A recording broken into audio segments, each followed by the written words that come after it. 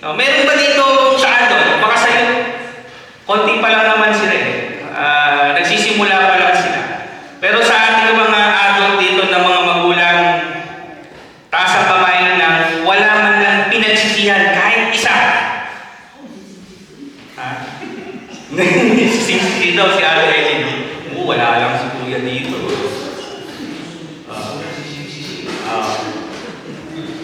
So mga kapatid, sa ating buhay, may mga pangyayari po na pinagsisisihan natin.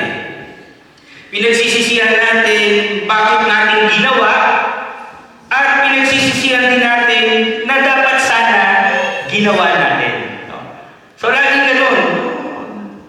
Maging sa kasalanan, madalas kong binabanggit yung sin of commission and sin of omission. Kasalanan pa din yun kasi yung ginawa mo at yung dapat mong ginawa na hindi mo ginawa. So sa pagsisisi ganun din. Marami tayong pinagsisisihan ng mga bagay na hindi ko sana ginawa at dapat sana ginawa ko. At marami ang mga bagay na ito na dala-dala pa rin natin. Dala pa rin natin yung mga pagsisisi nito na madalas ay minumulto tayo. Hindi mawala sa isip natin. Kahit lumipas na yung maraming taon. Kaya nga mga kapatid, tunay po na mabuti ang Diyos. Dahil po sa tuwing magkakaroon tayo ng bagong taon, ay meron tayong pagkakataon na magsimula muli. Para makapagsimula muli sa mga bagay na mahalaga. Magawa natin yung mga bagay na kalugod-lugod sa Diyos. At ito po ay paalala sa atin na ang pagsisisi ay may kapalit na mabuting bagay. Tulad ng pagsisisi ng ating mga kasalanan na nagdudulot ng katubusan sa pamamagitan ng ating Panginoon Hesukristo. Tayo po ay sumandaling manalangin. Hallelujah. Aming Diyos, aming Amang makapangyarihan sa lahat, tunay nga po na maraming salamat sa kabutihan niyo sa bawat isa, sa biyaya ng buhay, binangon niyo kami.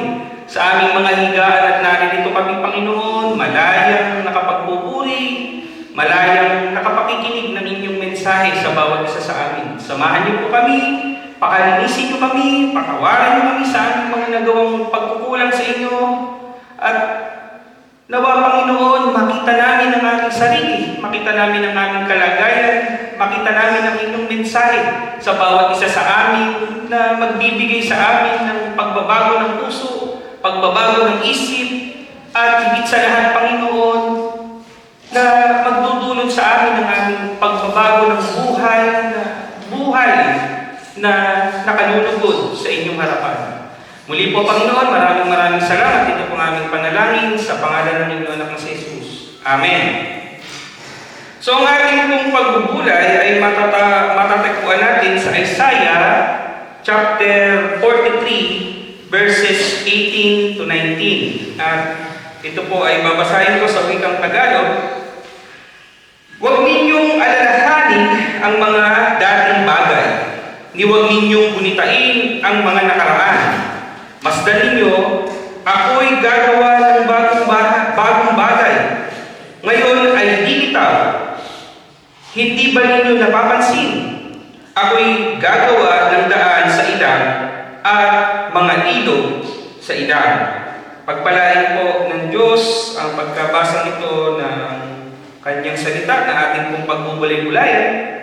At meron po tayong pagbibigay ng background dito sa Isaiah chapter 43. Ito po konteksto na ito ay isinulat sa panahon na ang Israel ay nabihag. Puno ng panghihinayang, puno ng pagkatalo at puno po ng pagsisisi. Ipinapaalala po nito ang nakaraan nilang kasalanan kung bakit po sila ay dinidisiplina ng Diyos. May mga pagkakamali sila and yung captivity nila na ito, it's a time for punishment. At naalala din nila yung mga bagay na maling desisyon, maling pagtanggap. Ito po yung panahon na napakabigat bigat para sa bayan ng Israel. At higit sa lahat, ito po yung panahon na nandoon sila sa kawalan ng pag-asa. Ngunit po, sa gitna ng kabiguan, ang ating pong Diyos, mga kapatid, ay nagsalita. Nagsalita ang ating Panginoon, a word of hope, na hindi po niya itinanggi yung nakaraan. Bagkus, tinanggihan niya na ang nakaraan ang magdidikta ng hinaharap. So mga kapatid, ito rin po yung ating kalagayan. Sa tuwing tayo ay pumapasok sa bagong taon, pumapasok tayo sa bagong taon, meron tayong mga bagong pag-asa, meron tayong mga goals tulad ng message natin last Sunday, meron tayong bagong simula. But in reality, mga kapatid, meron pa rin tayong mga dalang lumang bagay. Meron pa rin tayong mga dalang bigat. May mga baggages pa rin tayo. At ito po yung mga pagsisisi. Mga dalang bigat ng pagsisisi. So brothers and sisters, sa ating pagbubulay, gusto kong makita natin at pagbulayan, meron po tayong 3 puntos dito. Una, ang Diyos ay hindi itinatali ang kanyang bayan sa nakaraan. In verse 18, we can see, sabi, huwag ninyong alalahanin ang mga dating bagay. Madalas kasi ganoon ang nangyayari, mga kapatid. Madalas inaalala. Do you remember the time ng ang mga Israelites, na dati silang alipin sa Ehipto? Dinala sila sa ilang, ano naalala nila? Buti pa doon. May mga nakakain tayo. Buti pa doon. Kahit nahihirapan tayo. Buti pa doon. Ang daming reklamo. Inaalala nila yung mga nakaraan. Pero nakakalimutan nila yung hinaharap nila. Nakakalimutan nila kung nasaan sila. At ganun yung sinasabi dito, mga kapatid. Huwag ninyong alalahanin ang mga dating bagay. Hindi po sinasabi ng Panginoon o ng Diyos na kalimutan yung araw ng nakaraan. Diba? Meron tayong saying, ang hindi lumingon sa pinanggalingan, may stiff neck. Diba? Hindi ito makakarating sa paruroonan. So mga kapatid, ang kasabihan nito, may tama dito kasi we must learn. We must learn from the past. Pero ang problema, mga kapatid, hindi po tayo dapat alipin ng nakaraan. Baka mamaya lagi natin iniisip yung nakaraan. Sa Amerika nga, di ba mayroong madalas tayo narinig? Kahit dito, sa Italia, the good old days. Hindi ko lang alam paano sabihin sa Italiano ang term nila. Meron madalas natin narinig na the good old days. Buti pa nung araw, buti pa nung araw, buti pa nung lira, ganyan-ganyan. Pero meron akong na panood na documentary na kaya din naghihirap ang Italia dahil din sa lira. So, research niya. So, maraming nakaraan na pilit natin ibinabalik at nagkakaroon tayo ng sabihin natin ng pagkakakulong. Nagiging alipin tayo ng nakaraan. But brothers and sisters, in the bright side, ang regrets po ay pwedeng gamitin ng Diyos. Maaari itong gamitin ng Diyos upang magkaroon tayo ng realization. Diba? Pag mayroon tayong mga wrong decision sa buhay, mayroon tayong mga pinagsisisihan, nagbibigay ito ng time for us to reflect. Ngunit, mga kapatid, the point here, we must learn from the past, but we must not be a slave of the past. Malaki po yung kaibahan nito, mga kapatid. Hindi tayo dapat alipin ng nakaraan. Kailangan po natin mapatawad din yung ating mga sarili. In Romans 8 verse 1, wala nang paghahatol sa mga na kay Kristo Jesus. In theological terms, brothers and sisters, tayo ay makasalanan. Wala po isa sa atin ang hindi makasalanan. Ngunit dahil po sa biyaya ng Diyos, no, ang Diyos po ay nagpatawad.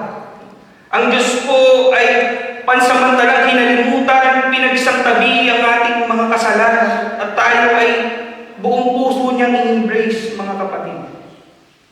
No? At imagine if God forgive us. Pinatawad tayo ng Diyos. No? Tama lang di ba na mapatawad din natin yung ating mga sarili? Ano gusto? Relate ba kayo? O parang wala lang? I know, yung mga messages na ganito, minsan simple pero ito yung katotohanan, mga kapatid. Most of the time, yung mga pagsisisi, yung mga kamalian, we must let go. And patawarin natin yung ating mga sarili. Pangalawa, ang Diyos ay gumagawa ng bago kahit sa gitna ng kawasakan. Gitna ng wasak. Ang sabi doon sa verse 19, masdan ninyo, ako'y gagawa ng bagong bagay. Ang bagong bagay na ito, mga kapatid, ay hindi lamang bagong pagkakataon, ito po ay bagong direksyon, bagong puso, bagong layunin. Narinig niyo na ba yung quotation, especially in the field of psychology, sabi, sometimes you have to be break down before you break through. Ulitin ko. Sometimes you have to be break down before you break through. No? Mga kapatid, kailangan po minsan sa ating mga buhay na tayo ay mawasak muna bago tayo mabuo. Gets niyo? Alam niyo, sa pananampalataya at sa encounter sa Diyos, napakarami pong pagkakataon na ang isang tao na naging mananampalataya, but before that, no, nagkaroon muna siya ng napakabigat na problema. Nagkaroon muna siya ng napakabigat na suliranin na parang wala na siyang pag-asa. Have you ever wondered bakit yung mga tao doon sa prison, yung mga ex-convict o yung mga nasa kulungan, napakaraming mga nag-i-evangelize ngayon na galing sa kulungan? Because nakita nila, mga kapatid, na doon wasak na wasak sila. At doon sa pagkakataon na wasak sila, doon pumasok ang biyaya ng Diyos.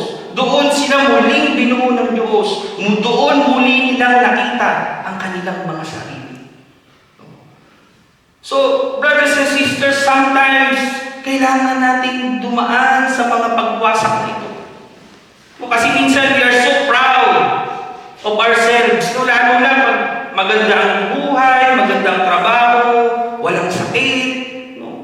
We are sometimes at the top of the world, di ka? Diba? Lahat nasa atin.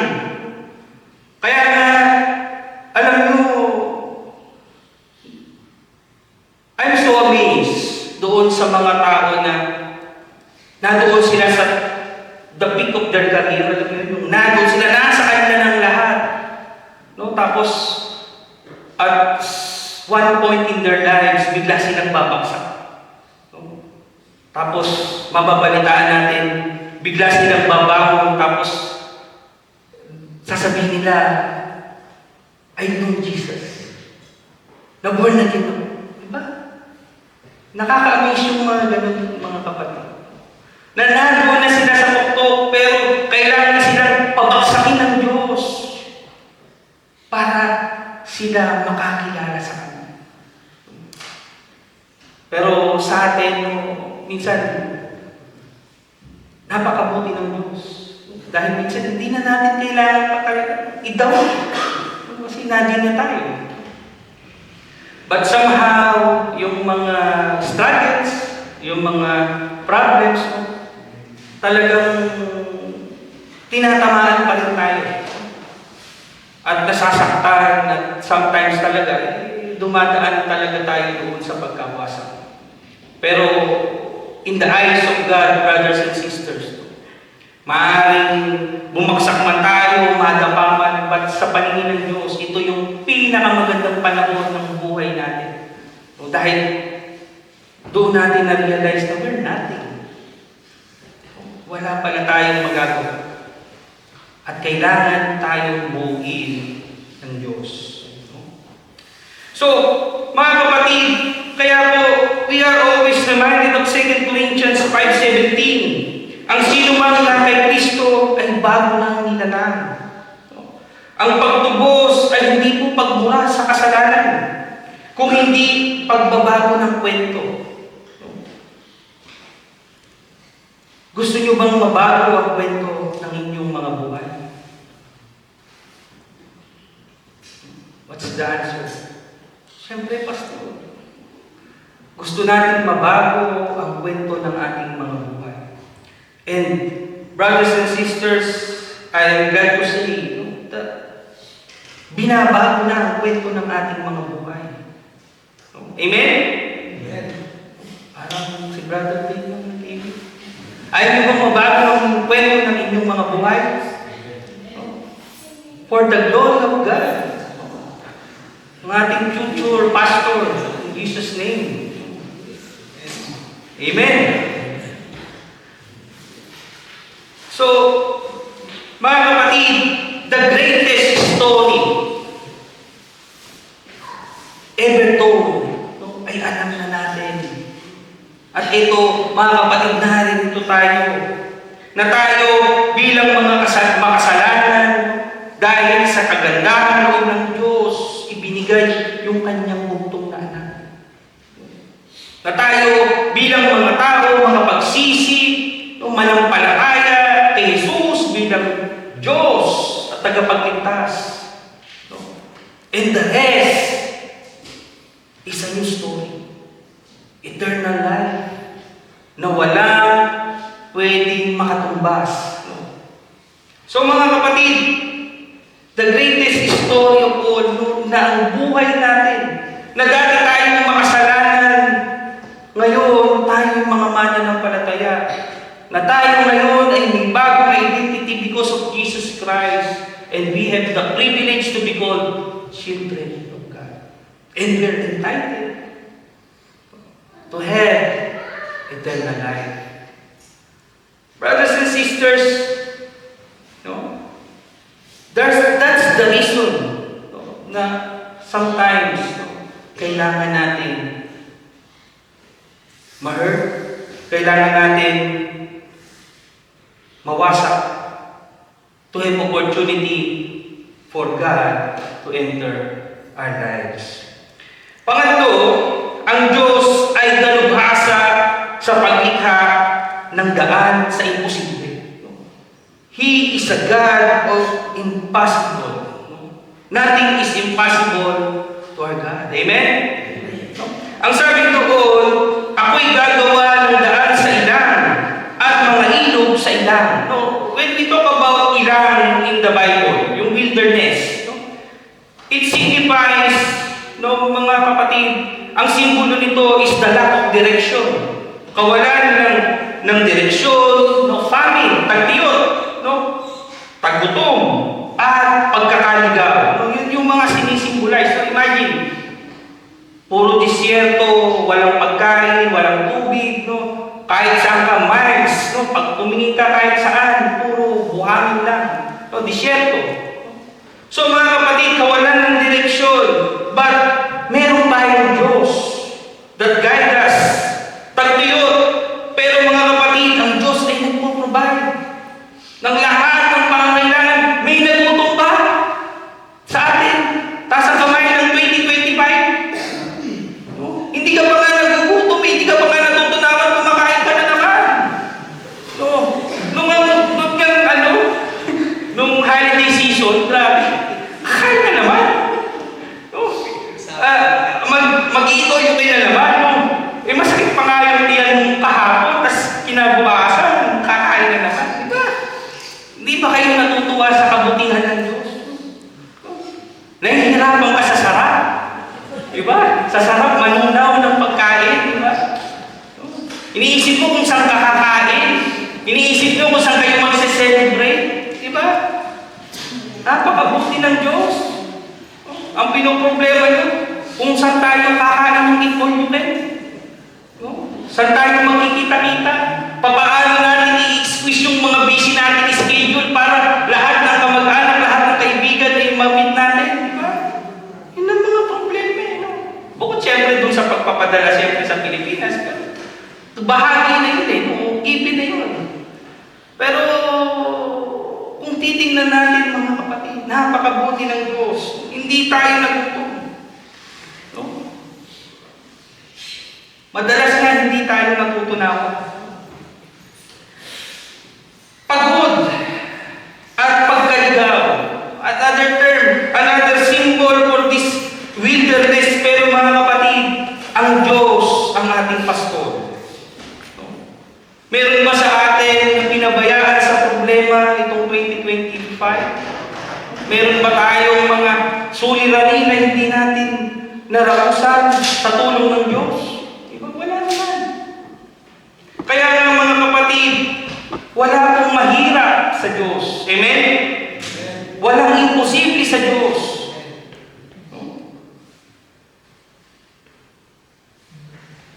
Ang Diyos po ay kumikilos sa panahon ng imposible. So sometimes, sa buhay natin, nakala natin, hindi kumikilos ang Diyos. Ang dami unanswered prayer, ang dami natin hinihintay. Pero sa kabila ng mga kapatid, nagpe-prepare lang ng Diyos. Hinahanda lang niya tayo. Lagi mong naririnig sa akin, maybe we are not ready to receive the blessing. Diba? Maybe mas maganda yung timing niya. At ang katotohanan, laging maganda ang timing ng Diyos kaysa sa atin. Kaya nga mga kapatid, ang kapangyarihan ng Diyos ay hindi nakadepende sa kondisyon ng tao. Siya ay gumagawa kahit sa mga lugar na walang pag-asa. Imagine the wilderness. No? Sabi, magkakaroon ng ilog sa ilang. Magkakaroon ng bagong daan. Mga kapatid, minsan po yung pagsisisi. Akala natin ay wala na tayong pag-asa. Sinisisi natin yung sarili natin, sinisisi natin yung ibang tao dahil sa problema na meron tayo na akala natin wala na tayong pag-asa. Pero mga kapatid, ang Diyos po ay kumikilos. No? At ma-amaze na lang tayo mga kapatid na at the end of the day, everything is okay. Nasit na pala ng Diyos. Sinisit na pala niya yung mga pinoproblema natin. Sinisit na pala niya ng maayos yung mga bagay na akala natin wala na tayong pag-asa o wala na tayong magagawa. In reality, wala talaga tayong magagawa apart from Him.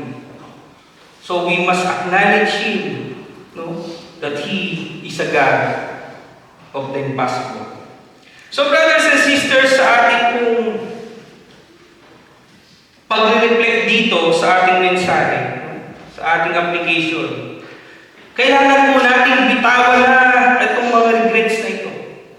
Bitawan natin ito at ipaubaya sa Kanya ang lahat ng hindi natin kayang ayusin. Madalas natin naririnig, let God be God. Kaya nga sa Diyos, diba, nasa taong gawa, nasa Diyos ang awa. Diba? Gawin natin yung partisipasyon natin at lahat ng hindi natin kaya. Let God be God. Paubayan natin sa Diyos. At ang mahalaga dito mga kapatid is acceptance. Ito tayo ngayon Ginawa na natin lahat ng kaya natin. I-accept natin kung nasaan tayo ngayon. Kaya nga, ang problema sa atin, ang tanong, may mga dala ba tayo mula sa nakaraan na dapat natin iwan sa altar ng Diyos? Baka meron tayong mga pagsisisi, meron tayong mga kasalanan o anything, no, that beyond our capabilities na dapat natin isuko sa Diyos. No? So dapat po natin yan gawin.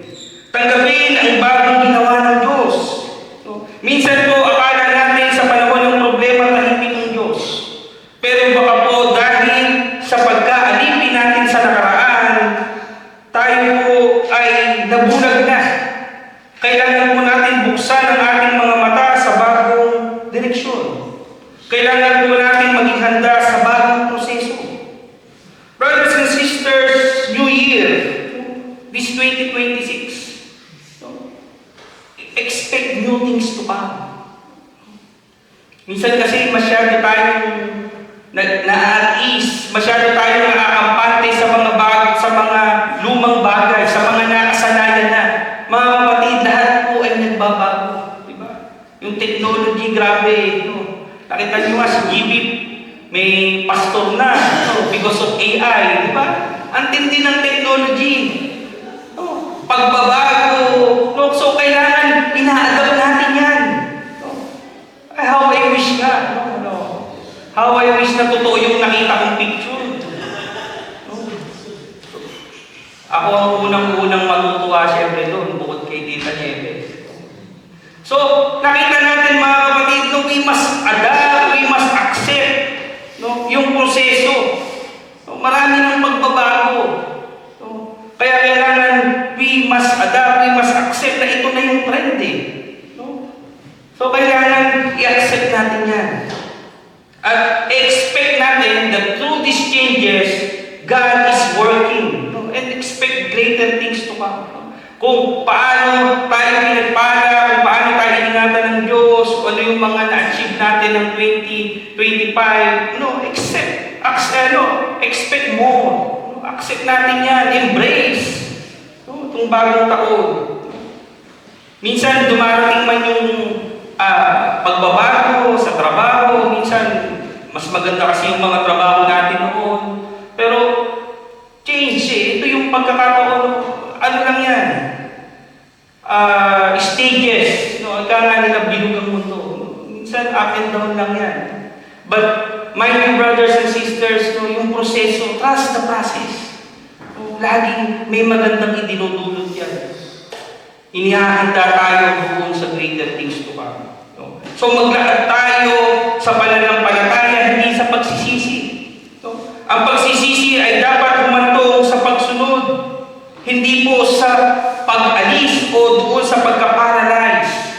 No? Minsan kasi mga kapatid, especially in our faith, no? Dapat po nararamdaman natin ito habang tayo lumalalim sa pananampalataya natin na yung pagkakatubos sa atin ng Diyos, yung paglakad natin na kasama siya, dapat po ito ay lalo natin nararamdaman through the years. No? In Philippians 3, verses 13 to 14, sabi, nililimot ang nasa likuran at tinatalikuran ang nasa hinaharap. To paraphrase this, no, forgetting the past behind. Let's hope for a brighter future. Ako, I'm a very, hindi ko masasabing ako ay very optimistic person. Ako, lagi akong nakabase kasi doon sa facts, no, sa katotohanan, sa nakikita ko. No? Sabi ko, may future pa ba? The answer is may future. Pero, sa aking sariling pananaw, sabi ko, may future, pero hindi siguro bright. No? Pero mga kapatid, as we walk with God, yun yung mga kaisipan na unti-unti natin dapat binabago sa ating mga buhay. No one is exempted. Na as we walk with God, lagi natin isipin na ang future natin, there will always be hope. No? Kasi habang tayo ay nabubuhay, habang tayo ay naglalakad na kasama ang Diyos, meron po tayong pag-asa. Amen? Kaya nga namin masabi, habang may buhay, may pag-asa. No? At mga kapatid, yung pag-asa na yan. Habang nabubuhay tayo, meron tayong pag-asa para makilala ang Diyos, para kamtin yung kanyang katubusan para sa atin.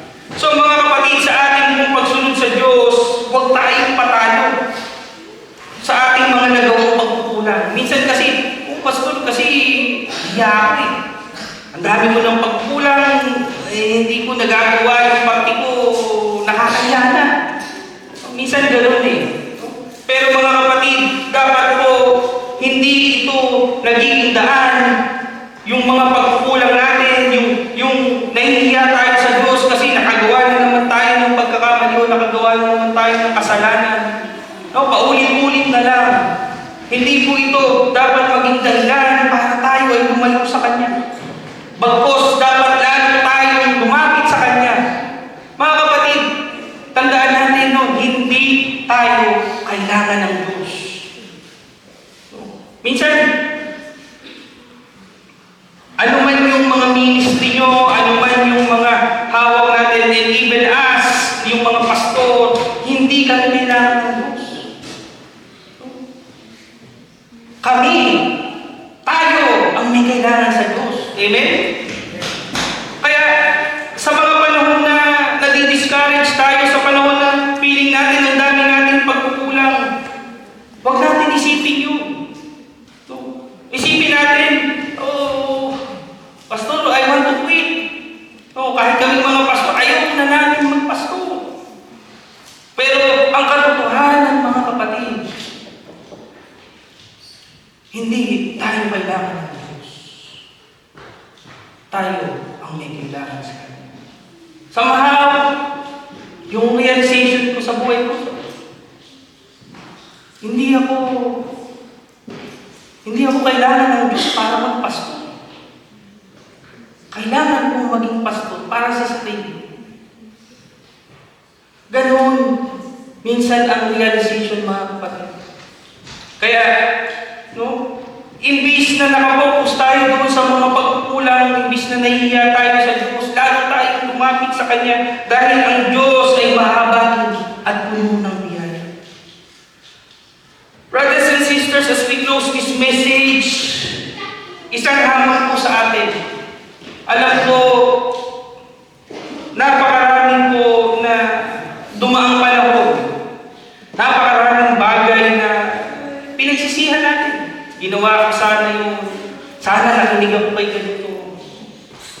I remember when I was still young, no, nabubuhay pa yung dad ko. Sabi niya, mag-aral kang mabuti.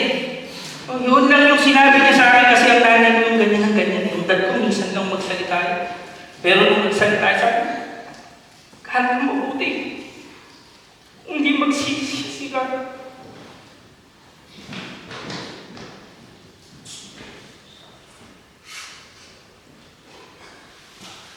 Nagsisi nga ako. Nagsisi nga ako. Kasi I was blessed to have a family that can support me. Kaya nila akong pag-aralin ng doktor. Kaya nila akong pag-aralin ng kahit anong gusto ko. But I wasted that. Pero minsan, nare-realize ko, maybe nasa magandang posisyon, no? Nasa magandang hindi ko kailangan nag-abroad, kung sinunod ko yung magulang ko, nag-set ako ng effort. Pero yun yung mga sinasabi ko sa inyo kanina ng mga bagay na minumulto tayo. And yun, ayaw kong danasin yun. You're still young. May isi ang panahon ng pag-aaral. Ilang years na kayo mag-aaral. Pero gusto nyo ba, habang buhay kayo, ginagawa niyo yung mga bagay na hindi gusto nyo for the sake of money. For the sake lang na kumita kayo. For the sake lang na makarapos kayo. Sa amin na mga magulang nyo, it's too late. Nandito na kami. There's no turning back, pero kayo, na nagsisimula pa lang, nakita niyo yung mga magulang nyo. Supportive. o tempo lang ang ilalaan sa paghihirap sa pag-aaral. Dahil ahahin nyo yung tagumpay. And you will have no regrets. What if nakinig ako kay Mami? What if nakinig ako kay Daddy? At sa buhay natin ngayon, mga kapatid, sa buhay natin bilang mga mananampalataya, naririto na tayo. Nagbibigay tayo ng oras sa Panginoon. Nagsisimba tayo, nagbabasa tayo ng Biblia, nananalangin tayo. Mga kapatid, wala sana tayong pagsisisi doon sa mga bagay na dapat sana ginawa natin. Ginawa sana natin ito o hindi sana natin ginawa, di ba? Kaya mga kapatid, matuto sana tayo, no? And then still learn this. Kaya ako nahiiyak. Kasi minumulto pa rin ako nito. I know. No. I can do better. I know na nasa akin yung mga kailangan ko, the talents, the resources, alam ko, but I wasted it. Minumulto pa rin ako. And sana mga kapatid, this message, no, kaya ito mabigat sa akin kasi kailangan kong matuto na patawarin din yung aking sarili sa mga pagsisisi ko sa nakaraan, sa mga bagay na dapat kong ginawa o hindi ko ginawa sa buhay ko. Pero brothers and sisters, through all this, I found redemption. Na sinong mag-aakala na isa patulad ko na tatayo sa inyong harapan will be given the privilege. Serving God is always a privilege, mga kapatid. O kaya tatandaan nyo, lahat ang gagawin natin sa Panginoon, hindi yan para sa Diyos. Para sa Diyos yan in a way, pero what benefits more, brothers and sisters, ay tayo. Masigit yan sa ating mga sarili. Yung paglilingkod mo, yung anumang tayo sa binibigay mo, bagamat yan ay para sa Diyos, mas magbe-benefit ka dyan. Kasi privilege yan. Ano man yung ginagawa natin para sa Diyos is a privilege. Kaya mga kapatid, sa pagsisimula nito, no, we're still in the middle of January. Ang tinatanong sa atin ng Diyos ay hindi po kung gaano malaki ang ating pagkakamali. Hindi niya tinatanong gaano ka nagkasala sa Kanya. Ang tanong, mga kapatid, handa ba tayong makita ang ginagawa niya sa atin ngayon? Handa ba tayong makita ang ginagawa niya sa atin ngayon? Brothers and sisters, our regrets is not the end of the story. Sa kamay ng Diyos, maaaring it's just a beginning. Mga kapatid, meron po tayong bagong simula. Meron po tayong panahon ng pagsisisi. At higit sa lahat, mga kapatid, meron po tayong panahon ng katubusan. Sa pangalan ng Ama, ng Anak, at ng Banal na Espiritu. Amen.